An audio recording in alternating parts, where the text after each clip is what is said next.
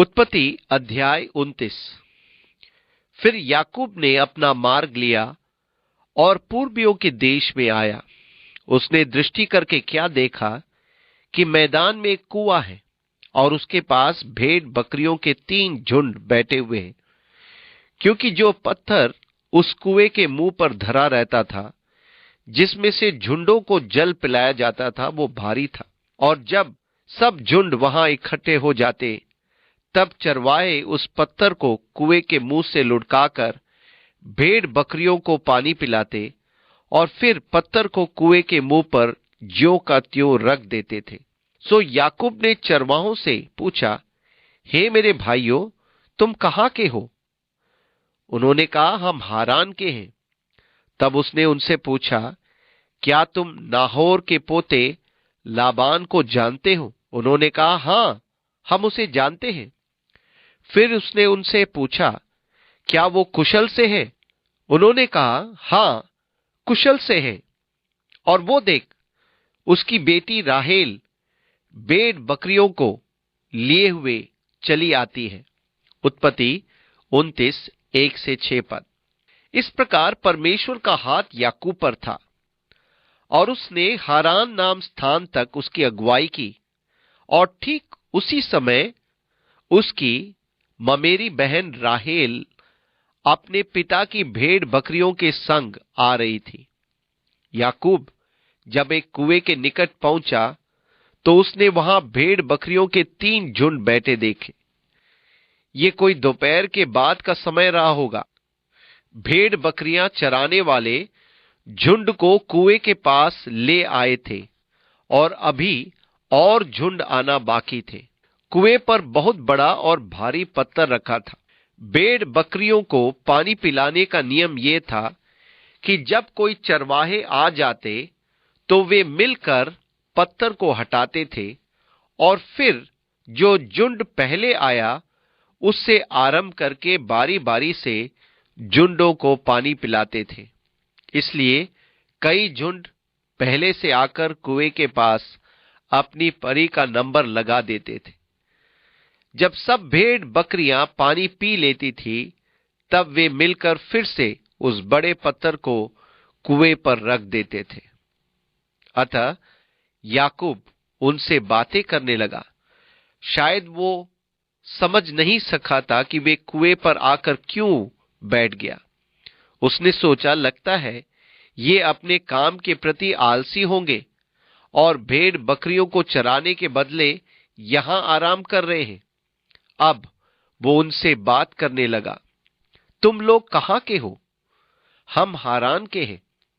क्या तुम लाबान को जानते हो? हां, हम उसे जानते हैं। और वो देख, उसकी बेटी आ रही है। उसने कहा, देखो, अभी तो दिन बहुत है, पशुओं के इकट्ठे होने का समय नहीं, इसलिए भेड़ बकरियों को जल पिलाकर फिर से जाकर चराओ। उत्पत्ति 29 का 7 पद।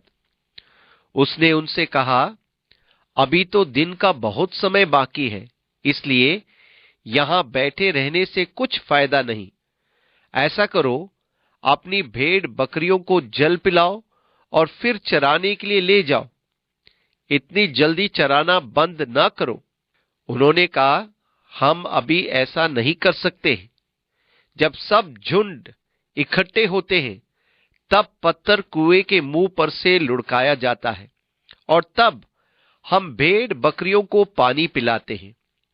उनकी ये बातचीत हो ही रही थी कि राहेल, जो पशु चराए करती थी, सो अपने पिता की भेड़ बकरियों को लिए हुए आ गई। अपने मामा लाबान की बेटी राहेल को और उसकी भेड़ बकरियों को भी देखकर याकूब तो निकट जाकर कुएं के मुंह पर से पत्थर को लुढ़काया और अपने मामा लाबान के भेड़ बकरियों को पानी पिलाया। उत्पत्ति 29 का 8-10 पद। संभवतः यह महज अपनी शक्ति को दिखा रहा था।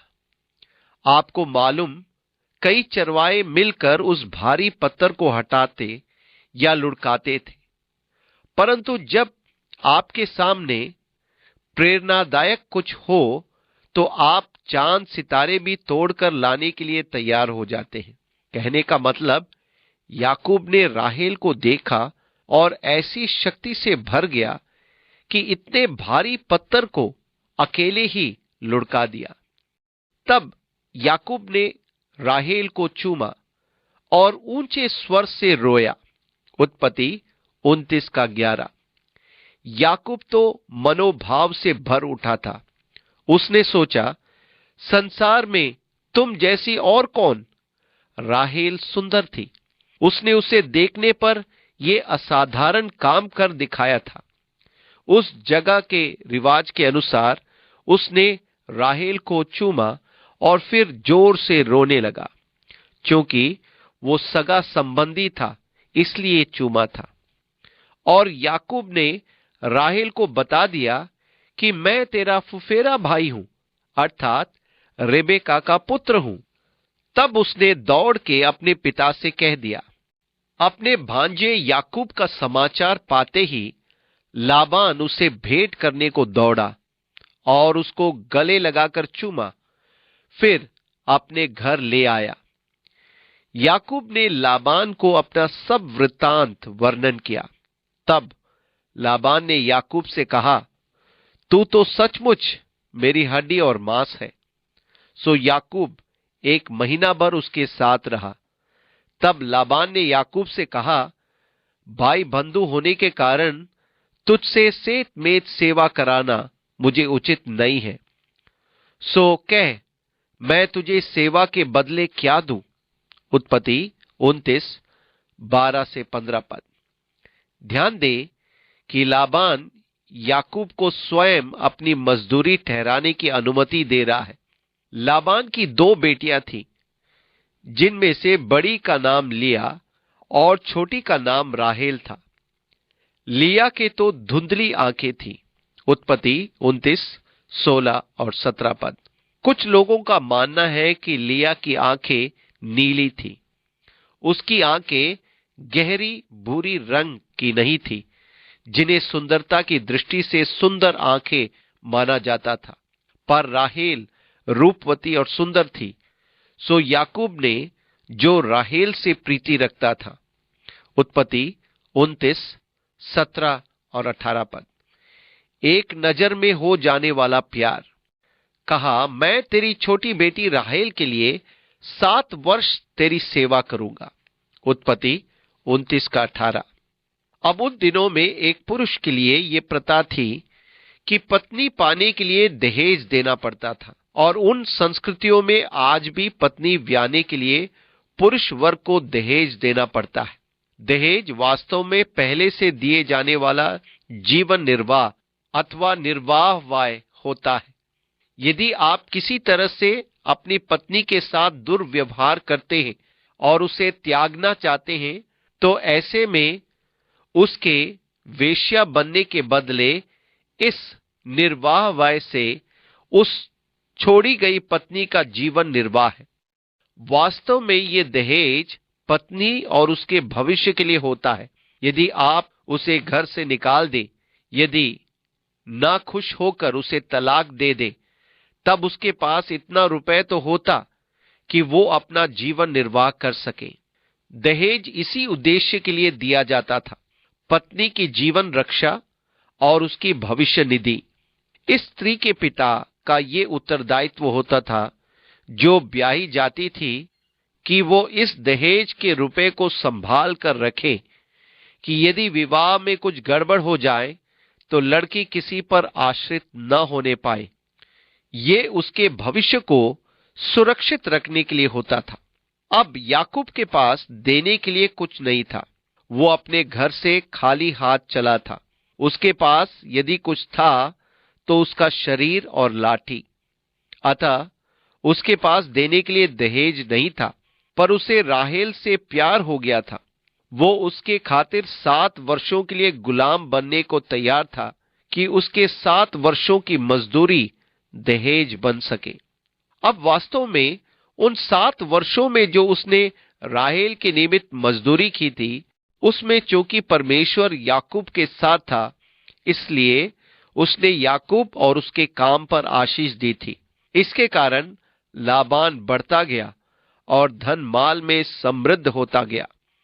ये सब संपदा याकूब की सेवा के कारण उसने पाई थी, इसलिए इस धन को उसे अपनी पुत्री की दहेज के रूप में रखना था। परंतु लाबान ने ऐसा नहीं किया। उसने याकूब के परिश्रम से कमाया धन अपने पर खर्च किया या अपने लिए रखा और अपनी पुत्रियों के लिए दहेज नहीं रखा। और इसलिए याकूब ने लाबान से सौदा किया, मैं तेरी छोटी बेटी राहेल के लिए 7 वर्षों तक सेवा करूंगा। लाबान ने कहा, उसे पराये पुरुष को देने से तुझको देना उत्तम होगा, इसलिए मेरे पास रह। अतः याकूब ने राहेल के लिए 7 वर्ष सेवा की और वे उसको राहेल की प्रीति के कारण थोड़े ही दिनों के बराबर जान पड़े। तब याकूब ने लाबान से कहा, मेरी पत्नी मुझे दे और मैं उसके पास जाऊंगा, क्योंकि मेरा समय पूरा हो गया है। उत्पत्ति 29:19-21। याकूब को सेवा करते 7 वर्ष हो चुके थे, पर लाबान उसे उसकी पत्नी नहीं दे रहा था। मेरा मतलब याकूब को मांगना पड़ा था। सो लाबान ने उस स्थान के सब मनुष्यों को बुलाकर इकट्ठा किया और उनकी जेवनार की। उत्पत्ति 29:22 पद। उन दिनों में विवाह के समय 7 दिनों तक जश्न मनाते थे और विवाह भोज भी इतने दिनों तक चलता था। वहां के लोग इस विवाह भोज में शामिल हुए। अब ये संध्या का समय था, रात हो रही थी। सांझ के समय वो अपनी बेटी लिया को। उत्पत्ति 29:23। ये तो स्पष्ट ही है कि उन दिनों में दुल्हन लंबा घूंघट डाला करती थी। दुल्हन घूंघट में होती थी, इसलिए उसे विवाह होते समय देख पाना कठिन था। याकूब के पास ले गया और वो उसके पास गया। लाबान ने अपनी बेटी लिया को उसकी दासी होने के लिए अपनी दासी जिल्पा दी। भोर को मालूम हुआ कि ये तो लिया है। सो उसने लाबान से कहा, ये तूने मेरे साथ क्या किया है? मैंने तेरे साथ रहकर जो तेरी सेवा की, सो क्या राहेल के लिए नहीं की? फिर तूने मुझसे क्यों ऐसा चाल किया है? लाबान ने कहा, हमारे यहां ऐसी रीति नहीं कि जेठी से पहले दूसरी का विवाह कर दे। इसका सप्ताह तो पूरा कर। उत्पत्ति 29:23-27 पद। दूसरे शब्दों में विवाह का सप्ताह पूरा किया जाता था। ये एक प्रकार का हनीमून होता था, इसलिए उससे कहा गया कि उसका सप्ताह तो पूरा कर। फिर दूसरी भी तुझे उस सेवा के लिए मिलेगी जो तू मेरे साथ रहकर और 7 वर्ष तक करेगा। उत्पत्ति 29:27। अब मुझे निश्चय है कि याकूब इस मामले में कुछ नहीं कर सकता था, पर उस धोखे को याद करें जो उसने छद्मवेश में एसाव की सारी आशीषें प्राप्त करने के लिए अपने पिता को धोखा दिया था। मनुष्य जो कुछ बोता है वही काटेगा। उत्पत्ति 6:7। और ये एक उत्कृष्ट उदाहरण है। उसने वेश बदलकर स्वयं को एसाव बताया था और अपने पिता को छला था। पिता के पास अंदर जाकर आशीर्वाद पाया था। अब वैसा ही धोखा उसके साथ किया गया जैसा उसने अपने पिता के साथ किया था। उसके ससुर ने उसके साथ वैसे ही किया, पर इसमें भी एक बड़ा भेद छिपा था। बहुत से प्रश्नों के उत्तर बाइबल में नहीं है। राहेल कहां थी? क्या मालूम पिता ने जबरदस्ती किसी रिश्तेदार के पास भेज दिया हो या उसे मना लिया हो, कि उसे आश्वासन दिया हो कि तू भी याकूब से ब्याह दी जाएगी। अब लिया की मनोस्थिति का अंदाजा लगाइए। वो तो जानती थी कि याकूब उसे प्यार नहीं करता। वो तो रात के अंधेरे के कारण उसे अपनी प्रेमिका राहेल समझकर क्रीड़ा करता रहा था। सुबह होने पर क्या होगा? क्या जाने वो मुझे त्याग दे, मेरे साथ कैसा व्यवहार करे? बहुत सारे प्रश्न, तनाव भरा माहौल। परंतु याकूब एक भला पुरुष था। उसे स्मरण आया होगा, जैसे मैंने बोया था वैसे अब काट रहा हूं। आप इस स्थिति में होते तो क्या करते? बड़ा प्रश्न। लिया उसकी विवाहित पत्नी बन चुकी है। उसने ना तो उसे बुरा भला कहा, ना त्यागने की धमकी दी। पर हां, लाबान उसके पिता से कहा, तूने मुझसे छल क्यों किया? क्या मैंने राहेल के लिए 7 वर्षों तक सेवा न की थी? पर लाबान जितना लालची था, उतना ही चालाक भी था। उसने कहा, पुत्र, ये तो हमारी प्रथा अनुसार करना पड़ा।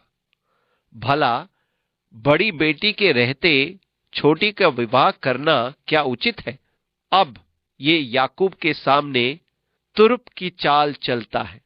राहेल के लिए और 7 वर्ष सेवा करे।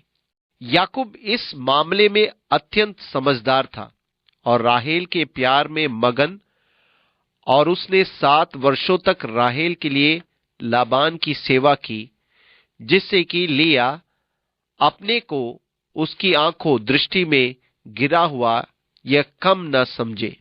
याकूब ने लिया को पूरी रीति से अपनी पत्नी माना, सप्ताह पूरा किया और खुशी खुशी राहेल के लिए और 7 वर्षों तक सेवा करने के लिए तैयार हो गया। ये उसकी कोमलता, उसके बड़प्पन और परमेश्वर के भय में चलने को दिखाता है।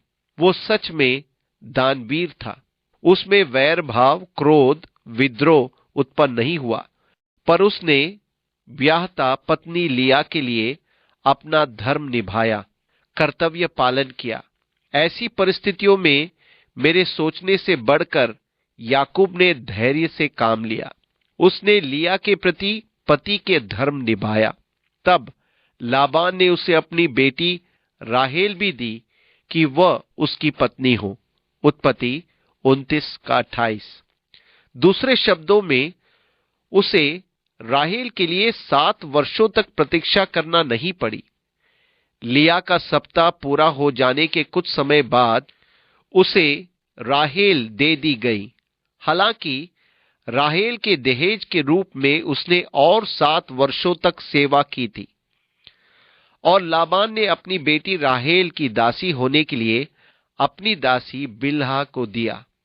तब याकूब राहेल के पास गया और उसकी प्रीति लिया से अधिक उसी पर हुई, और उसने लाबान के साथ रहकर 7 वर्ष और उसकी सेवा की। उत्पत्ति 29 से 30 पद। यहां हम बहुविवाह का मामला पाते हैं। जब हम बहुविवाह के रिश्तों पर दृष्टि डालते हैं तो पाते हैं कि पत्नियों में आपस में ईर्ष्या, प्रतिस्पर्धा विकसित होने लगती है।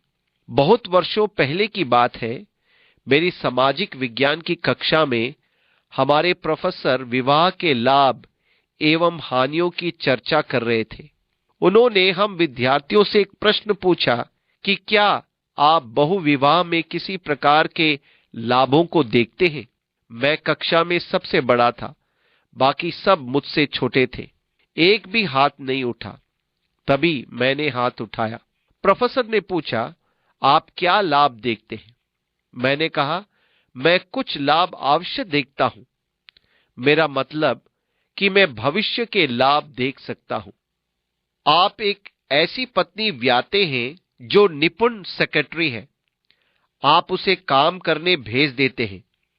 ऐसा ही दूसरी के साथ करते हैं और खूब पैसा बनाते हैं और घर बैठकर मजे कर सकते हैं। पर जहां मैं ऐसे लाभों को देख सकता था, वहां संभवतः खतरों को भी देख सकता था, और मैं इतना निरुत्साह हो गया कि मैंने निर्णय लिया कि मैं ऐसे संबंध बनाने के प्रयत्न तक नहीं करूंगा। पर हम यहां इसके विरुद्ध बाइबल का कोई भी आदेश नहीं पाते हैं। उस युग में एक से अधिक पत्नियां रखना समाज में स्वीकार्य था, क्योंकि आगे अध्ययन में हमें इसकी वास्तविकता का पता चलेगा। फिर ये उस जमाने की सभ्यता और संस्कृति में स्वीकार्य था, और सुलेमान राजा ने तो इसकी अति कर दी थी। पर जैसे जैसे हम आगे बढ़ते और नया नियम पर आते हैं, वहां परमेश्वर के अभिप्रायों को कहीं अधिक स्पष्टता से दिखाया गया है। जब कलीसिया का विकास हुआ, तब बहुविवाह को निश्चित रूप से वर्जित ठहराया गया, और वे जो कलीसिया के एल्डर या ओवरसियर या प्राचीन नियुक्त किए जाते हैं, उन्हें एक ही पत्नी का पति होना अनिवार्य था, और उन्हें अपने घर का अच्छा प्रबंध करने वाला होना अनिवार्य था। ये बात उस समय भी पूर्णतः स्वीकार की गई थी, जब यूनानी सभ्यता में और रोमी सभ्यता स्त्रियां रखने का चलन था। अतः समस्याएं तो याकूब के विवाहित जीवन में भी उठी। राहेल और लिया हालांकि बहनें थी, पर याकूब की पत्नियां बनने के बाद वे एक दूसरे से ईर्ष्या करने लगी। फिर याकूब लिया से अधिक राहेल को चाहता था। ऐसी स्थिति में भावनाओं को चोट पहुंचती है। ये जीवन को कठिन बना देता है। जब यहोवा ने देखा कि लिया अप्रिय हुई, तब उसकी खोख खोली, पर राहेल बांझ रही। सो लिया गर्भवती हुई और उसके ये कहकर उसका नाम रूबेन, देखो बेटा, रखा कि यहोवा ने मेरे दुख पर दृष्टि की है। उत्पत्ति 29, 31 और 32 पद।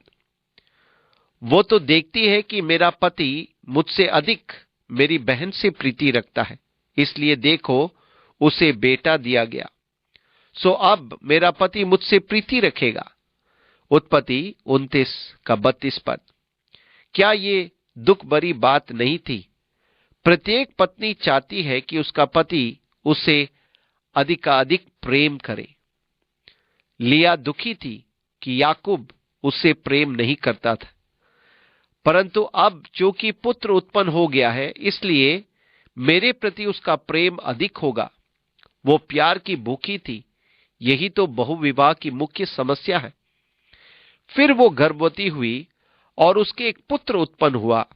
तब उसने ये कहा कि ये सुन कि मैं अप्रिय हूं, यहोवा ने मुझे ये भी पुत्र दिया। इसलिए उसने उसका नाम शिमोन रखा। उत्पत्ति 29 का 33 पद। शिमोन नाम रखने का अर्थ है सुन लेना, अर्थात मेरे अप्रिय होने पर भी यहोवा ने मेरी सुन ली और मुझे एक और पुत्र दिया। इससे ये तो स्पष्ट है कि भले ही याकूब राहेल से पहले प्यार जैसे अधिक प्रीति रखता था, पर अपनी पहली पत्नी का धर्म वो निभाता था। फिर वो गर्भवती हुई और उसके एक पुत्र उत्पन्न हुआ, और उसने कहा, अब की बार तो मेरे पति मुझसे मिल जाएगा, क्योंकि उससे मेरे 3 पुत्र उत्पन्न हुए। इसलिए उसका नाम लेवी, अर्थात जुटना। और फिर गर्भवती हुई और उसके एक और पुत्र उत्पन्न हुआ, और उसने कहा, अब की बार तो मैं यहोवा का धन्यवाद करूंगी। इसलिए उसने उसका नाम यहूदा, जिसका धन्यवाद हुआ हो, रखा। तब उसकी कोख बंद हो गई।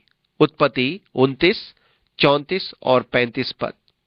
आपने देखा कि पुत्रों के जो नाम रखे गए, वो उसकी इच्छा के संकेत सूत्र है कि उससे प्रेम किया जाए। इस प्रकार याकूब से उसके 4 पुत्र उत्पन्न हुए, और उसने उनके प्रतीकात्मक नाम रखे, जो प्रेम, जिज्ञासा, धन्यवाद से मिश्रित नाम थे। उन दिनों पुत्र प्राप्ति बड़ा धन माना जाता था।